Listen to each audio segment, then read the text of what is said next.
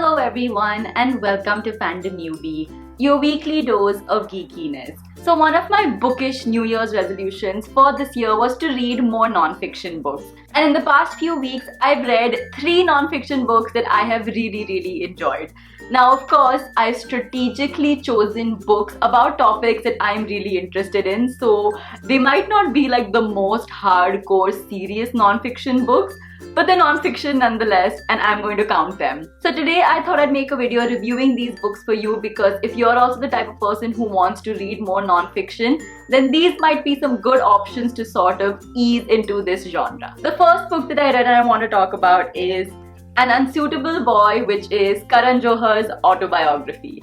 Now, I am a huge Karan Johar fan. Like, I know his movies are unrealistic, over the top and like super extravagant and sometimes really long, but still those 3 to 3.5 hours that I'm watching a Karan Johar movie, I have this ridiculous smile on my face and most of the times I end up crying while watching his movies, so I just thoroughly enjoy them. So when I heard that he had written an autobiography, I had to of course read it. One of my friends who's a huge Bollywood fan as well also read this book, and she said something that like sort of stuck with me. She said that while she was reading this book, she had Karan Johar's voice in her mind.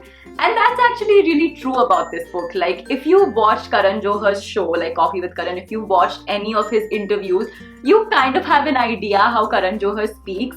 And the way this book is written is like how Karan Johar would speak. It's written in a very like casual, conversational, flowing kind of manner, which makes it very easy to read.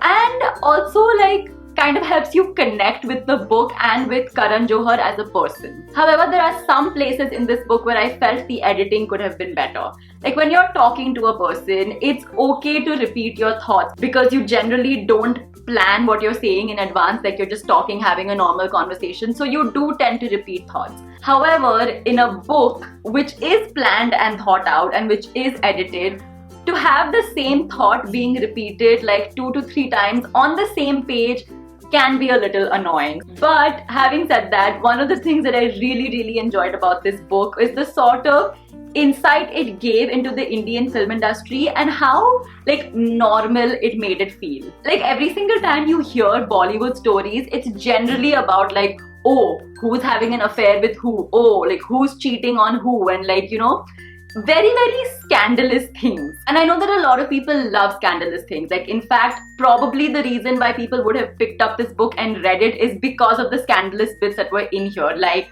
about Karan Johar kind of coming out of the closet, or like information about why he had this fallout with Kajol, or you know, things about his love life. Like that is probably what attracted people to this book. But what I really enjoyed about it was like looking into the mind of a person who is as creative as Karan Johar. So the first 100 pages of this book talk about like his childhood, his school life, his college life, and about his group of friends who are really obsessed and are passionate about Hindi movies. But at this point in time, Karan Johar still didn't consider himself to be good enough to be a filmmaker. And this 100 pages talks about this transition from being someone who is really passionate about Hindi movies to being someone who can actually create them and tell stories. And the way this transition into being a filmmaker is told is by his experiences on the sets of Dilwale Dulhaniya Le Jayenge, which is one of my absolute favorite movies. So like getting that sneak peek into the minds of Aditya Chopra and Karan Johar and reading about how they came up with these movies and stories way back in the 90s, which quite honestly like changed Hindi movie dynamics, is really inspiring. So if you're a Karan Johar fan and if you like Bollywood, then you should definitely check this book out because I'm sure you will love it. The next non-fiction book that I read is also about a topic that I am completely obsessed with, and that is Harry: A History by Melissa Anelli. Now, if you haven't already guessed by the title, yes, this book is related to Harry Potter. Melissa Anelli, the author of this book, was a very prominent figure within the Harry Potter fandom. Way back in the day, like in the mid-2000s, there were 2 Harry Potter websites that sort of ruled the internet, and those were MuggleNet and The Leaky Cauldron. Melissa Anelli was like the chief editor and sort of like the web mistress of The Leaky Cauldron. And because she sort of like ran this Harry Potter fan site, she had a pretty big role to play in shaping the Harry Potter fandom, and she got to do some really cool things like interviewing J.K. Rowling, going on the red carpet for the Goblet of Fire and the Order of the Phoenix premiere, and like actually going to the after party and hanging out with the cast. In 2006, she and a few other staff members of the Leaky Cauldron started their own podcast known as Pottercast, which sort of blew the internet. Like that, along with another Harry Potter podcast also started in 2006 called Mugglecast, sort of blew the internet.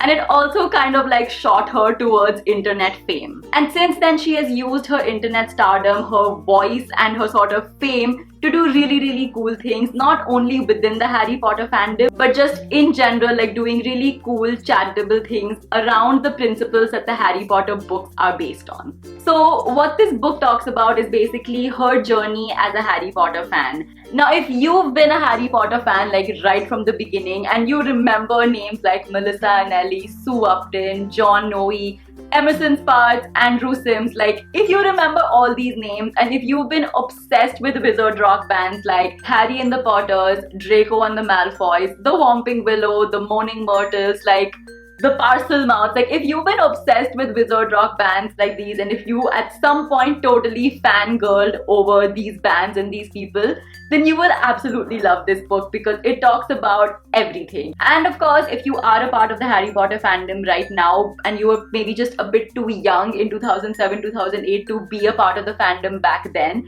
it's really good for you to read this book because it kind of tells you how your fandom started out. And it sort of gives you an idea about how your fandom evolved into what it is right now. So I'm sure you'll still love this book. And the last book that I want to talk about today is Neither Here Nor There, Travels in Europe by Bill Bryson. Now this book actually belongs to my husband.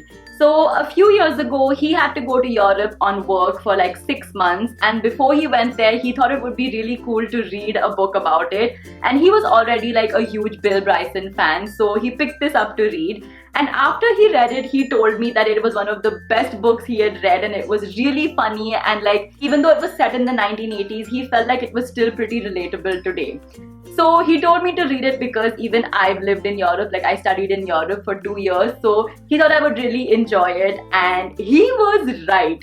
Bill Bryson is one of the funniest authors that I have ever read, and all the stories like he talks about in this book, especially the ones where he's in France, are so funny and relatable. So if you're someone who loves traveling and has like visited Europe, then I'm sure you'll love this book because you will find it really relatable. But even if you haven't traveled to Europe, if you're the type of person who likes listening to a really funny and witty man tell you hilarious travel stories, then this is the book for you. So yeah, those are the 3 non-fiction books that I have read in the past few weeks.